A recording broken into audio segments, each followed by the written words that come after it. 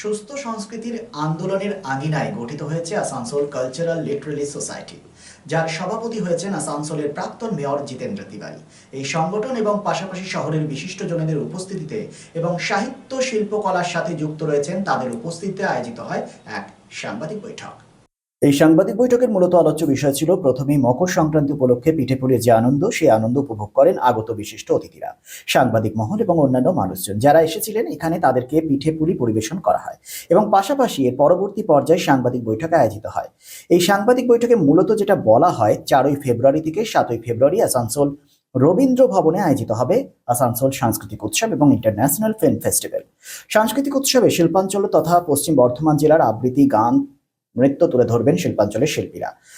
রবীন্দ্র ভবনে মোট 11টি চলচ্চিত্র দেখানো হবে, শ্রদ্ধা জানানো হবে বিশিষ্ট চলচ্চিত্রকার, ডাইরেক্টর, পরিচালকদের। পাশাপাশি পশ্চিম বর্ধমান জেলায় যারা শর্ট ফিল্ম করতে আগ্রহী তাদের অগ্রাধিকার দেওয়া হবে এবং কর্মশালার আয়োজন করা হবে। সাংবাদিক বৈঠকে কি উঠে এলো শোনাবো আপনাদের। ইতিমধ্যে আপনারা জেনেছেন যে 4th জানুয়ারি থেকে 4th ফেব্রুয়ারি টু 7th ফেব্রুয়ারি আসানসোলে আমরা আসানসোল সাংস্কৃতিক উৎসব করতে চলেছি। এর দুটো পার্ট আছে, একদিকে নৃত্য, গান, আবৃত্তি, অঙ্কন প্রতিযোগিতা এসব চলবে। অন্যদিকে ভারতবর্ষ এবং আমাদের দেশের বাইরেও বেশ কিছু শর্ট ফিল্ম আছে, সেগুলো নিয়ে আমরা ইন্টারন্যাশনাল ফিল্ম ফেস্টিভ্যাল করতে চলেছি। ইতিমধ্যে আমরা সিদ্ধান্ত নিয়েছি যে আমাদের এই সাংস্কৃতিক উৎসব আসানসোলের রবীন্দ্র ভবনে হবে এবং এই ফিল্ম ফেস্টিভ্যালে মূলত আমরা পাসের মাধ্যমে এন্ট্রি অ্যালাউ করব। কোনো এন্ট্রি ফি থাকছে না, কোনো অর্থের বিনিময়ে কাউকে আমরা অ্যালাউ করব না। কিন্তু যারা পছন্দ করেন ফিল্ম ফেস্টিভ্যাল আসতে চান, ম্যাক্সিমাম লোককে আমরা চেষ্টা করব যে আমাদের পাস দিয়ে তারা যাতে আসতে পারেন সেই চেষ্টা আমরা করব। এবং আজকের এই সাংবাদিক সম্মেলনে আসানসোলের শিল্পী, সাহিত্যিক, বুদ্ধিজীবী বলতে যাদেরকে আমরা চিনি জানি, তাদের মধ্যে সিংহভাগই আজ উপস্থিত আছেন। তাদের উপস্থিতিতে আজ এটা হচ্ছে। তাদের আসানসোলের মানুষের কাছে তো তাদের কমিটমেন্ট আছে, নির্বাচন আসে, নির্বাচন চলে যায়, কেউ জয়ী হয়, কেউ পরাজিত হয়, কিন্তু কমিটমেন্ট টুয়ার্ডস পিপল তো সবারই থাকে। যারা প্রশাসনে আছেন তাদেরও তো কমিটমেন্ট টুয়ার্ডস আসানসোল পিপল আছে এবং আমার মনে হয় না যে তারা সহযোগিতা করবেন না। কেন করবেন না? আমরা যেটাই করতে চলেছি সেটা তো আসানসোলের মানুষের জন্য করতে চলেছি। এবং বিভিন্ন লোকের বিভিন্ন রাজনৈতিক পরিচয় থাকতেই পারে, আমার একটা রাজনৈতিক পরিচয় আছে, কিন্তু একদম ভাবার কোনো কারণ নেই যে বাকি যারা এসছেন তাদের রাজনৈতিক পরিচয় আমার রাজনৈতিক পরিচয়ের সঙ্গে একই পরিচয়ের লোকরা আছেন, এটা ভাবার কোনো কারণ। অনেকে আছেন যারা অন্যান্য দর্শনে বিশ্বাস করেন এবং আমাদের কালচারাল লিটারি ফোরামের প্রথম দিন থেকে আমাদের এই অঙ্গীকার যে যে যে দর্শনে বিশ্বাস করুক না কেন, এখানে সবাই খোলা হাওয়ায় নিঃশ্বাস নিতে পারবে, স্বাধীনভাবে নিজের কথা বলতে পারবে। তো ন্যাচুরালি আমার মনে হয় না যে শাসক দলের যারা আছেন তাদের সহযোগিতা আমরা পাবো এবং আমার মনে হয় না যে এটাকে রাজনৈতিক আঙ্গিকে দেখা উচিত এই অনুষ্ঠানটাকে। এটা আগেও ফিল্ম ফেস্টিভ্যাল হতো এখানে, কিন্তু ফিল্ম ফেস্টিভ্যালটা মানে একটা অন্যভাবে হতো, জাস্ট 2 দিন 4 দিন কিছু সিনেমা দেখিয়ে দেওয়া হতো, এটাই হতো, এর বাইরে আর কিছু হতো না।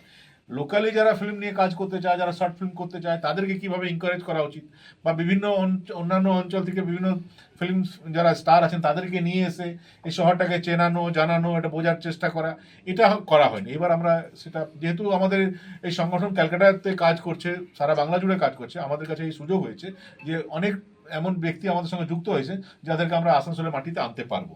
সেই চেষ্টা আমরা করছি এবং আমরা চাইবো যে প্রশাসনে যারা আছেন তারাও এটাতে আসুন, দেখুন, এবং আলটিমেটলি এটা আসানসোলে ভালোর জন্যই করা হচ্ছে। সাধারণ মানুষ পাসটা কিভাবে কালেক্ট করবে? আমরা চেষ্টা করবো, দেখুন এটা রবীন্দ্র ভবনে তো সিটিং ক্যাপাসিটি লিমিটেড, তো আমরা বিভিন্ন অঞ্চলে আমরা চেষ্টা করব যারা আমাদের সংগঠক আছে, যারা আমাদের সংগঠনের সঙ্গে যুক্ত হয়েছেন, শিল্পী, সাহিত্যিক, বুদ্ধিজীবী যারা আছেন, তাদের সংস্পর্শে যারা আছেন, তাদের মাধ্যমে যারা পাসগুলো যায় সেই চেষ্টা আমরা করব। মোটামুটি এখনো কতগুলি ফিল্মকে শোকেস করার জন্য শর্টলিস্ট করা হয়েছে? তো এটা পুরো আপনাকে বলা হলো যে 4 দিনে টোটাল 11টা ফিল্ম আমরা দেখাবো, কিন্তু 2-3টা ফিল্মের নাম আপনাদেরকে বলে দেওয়া হয়েছে, বাকিটা আবার 29-30 করে আবার প্রেস মিট করবো, তখন আমরা পুরো ক্যাটাগরাইজ করা হয়েছে কি, ফিচার ফিল্ম দেখানো হবে 11টা, শর্ট ফিল্ম SRFTI এর প্যাকেজ থাকবে 2 ঘন্টা, তার মধ্যে অ্যানিমেশন থাকবে, তার মধ্যে ডকুমেন্টারি থাকবে, তার মধ্যে শর্ট ফিল্ম থাকবে। আমরা মূলত পশ্চিম বর্ধমান জেলার যারা শর্ট ফিল্ম, ডকুমেন্টারি বা এই ধরনের কাজ করছেন তাদেরকে অগ্রাধিকার দেব। আমাদের 11টা থেকে 1টা প্রত্যেক দিন শর্ট ফিল্ম ডকুমেন্টারি চলবে এবং 2টো থেকে রাত্রির 8টা এটাতে ফিচার চলবে এবং এই দুটো সবটা নিয়ে মোটামুটি 36 থেকে 37টা ছবি দেখানো যাবে। তা সেখানে অ্যানিমেশনও থাকবে, সেখানে শর্ট ফিল্মও থাকবে, ডকুমেন্টারিও থাকবে, ফিচারও থাকবে, বাইরে মুক্ত মঞ্চে তো অন্য মানে সাংস্কৃতিক অনুষ্ঠান চলবে। তাদের ক্ষেত্রে যারা আসবে বাইরে থেকে তাদের ক্ষেত্রে কি আমরা ওরা বিভাজিত থাকবে নাকি এটা open? আমরা চাইবো যে সবাইকে আমরা যেন ডাকতে পারি। আপনারও কাছে যদি কোনো সাজেশন থাকে যে কোনো ব্যক্তিকে যদি আপনি যোগ্য মনে করেন যে ওনাকে ডাকলে আমাদের আসানসোল সমৃদ্ধ হবে, আপনি তার নাম সাজেস্ট করবেন, আমরা তাকেও ডাকার চেষ্টা করব। ফিল্ম ফেস্টিভ্যালে যে কমিটি, সেই কমিটির সভাপতিত্ব করছেন আমাদের সভাপতি আসানসোলের প্রাক্তন মেয়র জিতেন্দ্র তিওয়ারি মহাশয়। আপনারা জানেন প্রত্যেক ফিল্ম ফেস্টিভ্যালের একজন ফেস্টিভ্যাল ডিরেক্টর হয়। আমাদের ফেস্টিভ্যাল ডিরেক্টর হচ্ছেন শিলা দত্ত, উনি ন্যাশনাল অ্যাওয়ার্ড উইনিং একজন film director, producer for film division NFDC, ex film censor board member, jury member of Indian panorama IFFI Goa, selection committee member film division. উনি আমাদের as a festival director থাকছেন। আমরা life time achievement সম্মান দিচ্ছি শ্রদ্ধেয়া মমতা শঙ্করকে। তিনি এই film ফেস্টিভ্যালের opening যেদিনকে সূচনা অনুষ্ঠান সেদিনকে উপস্থিত থাকবেন। এর সাথেও বাংলা চলচ্চিত্র জগতের প্রচুর অনেক নামী পরিচিত মুখ এই ফিল্ম ফেস্টিভ্যালে 4 দিন ব্যাপী থাকবেন এবং আসবেন। আমরা এবছর জানি আমরা এবার সেন্টিনারি ট্রিবিউট দিচ্ছি শ্রদ্ধেয় তপন সিনহা। আমাদের ফিল্ম ফেস্টিভ্যালে সেন্টিনারি ট্রিবিউট দেওয়া হচ্ছে তপন সিনহাকে এবং আমরা হোমেজ দিচ্ছি শ্রদ্ধেয় মনোজ মিত্রকে। আপনারা জানেন মনোজ মিত্র খুব কিছুদিন আগেই প্রয়াত হয়েছে। মনোজ মিত্রকে আমাদের ফিল্ম ফেস্টিভ্যালের সূচনা যে সিনেমা, সেই সূচনা সিনেমা হচ্ছে গল্প হলেও সত্যি। আপনারা জানেন যে তপন সিনহার অনবদ্য একটি ছবি, রবি ঘোষ ছিলেন সেখানে। এবং ইন্টারন্যাশনাল, যেহেতু আমাদের film festival international film festival, Nepali ছবিও একটি থাকছে। আমরা এবার বাংলাদেশের ছবি নিচ্ছি না, বাংলাদেশের ছবি নেওয়া হচ্ছে না। এবং আমাদের ক্লোজিং যে সিনেমাটা থাকছে সেটা হচ্ছে সত্যজিৎ রায়ের হীরক রাজার দেশে। এবং ভেতরে যেমন সিনেমা থাকবে, রবীন্দ্র ভবনের ভেতরে যেমন সিনেমা থাকবে, বাইরে মুক্ত মঞ্চ করা হবে। সেখানে পশ্চিম বর্ধমান জেলার যারা কবিতা, গান, আবৃত্তি, নাটক এই সাংস্কৃতিক বিষয়ের সঙ্গে যারা যুক্ত, তারা প্রত্যেক দিন সন্ধ্যাবেলা ওইখানে নানান অনুষ্ঠানে আমরা সকলে সমবেত হব। তো মূলত এটাই অনুষ্ঠান সূচি। এবং আমরা এই 4 দিন অত্যন্ত ভালো এবং সুন্দর একটা ফিল্ম ফেস্টিভ্যাল সাথে সাংস্কৃতিক একটি উৎসব আসানসোলবাসীর জন্য উপহার দিতে চলেছি আমাদের সভাপতির নেতৃত্বে।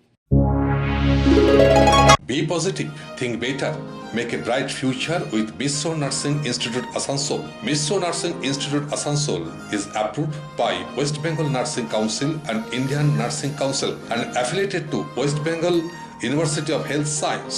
Missio Nursing Institute Asansol associated with Marwari Relief Society Hospital, which is our parent hospital, and our affiliated hospital is Asansol District Hospital and few rural health centers in Asansol for providing clinical and field training to BSc Nursing and JNM Nursing students. Missio Nursing Institute Asansol offers BSc Nursing for 4 years. Eligibility of admission 45% marks in HS with science stream and English, and JNM course for 3 years. Eligibility of admission 40% marks in HS in any stream with English. Mr. Nursing Institute of Asansol provides unbeatable infrastructure, highly qualified faculties, 100% placement assistance to all students. So hurry, admission open for limited seats. Our helpline numbers are 7477782911, 7477713512 and 7477713511. Visit our college campus at Mr. Nursing Institute Asansol, Bagbandi Road, Kalipahari, Asansol 9, Paschim Bardhaman. Furniture World, one-step solution at Nordin Road, opposite Shoni Mandir, GT Road, Asansol. Furniture World এ আপনি পাবেন all types of branded furniture, রয়েছে quality wooden divan, steel divan, branded dining table, sofa set, almirah, wardrobe and so many household furniture. Furniture World, the name you can trust with quality, quantity, true value and after sales service. সুতরাং আর দেরি কেন? আপনার মনের মতো জিনিসটি নিতে আজই আসুন শহর আসানসোলের বৃহত্তম শোরুম 12,000 স্কোয়ার ফিটের ফার্নিচার ওয়ার্ল্ডে। Furniture world, GT road, opposite Shani Mandir, northern road, Asansol.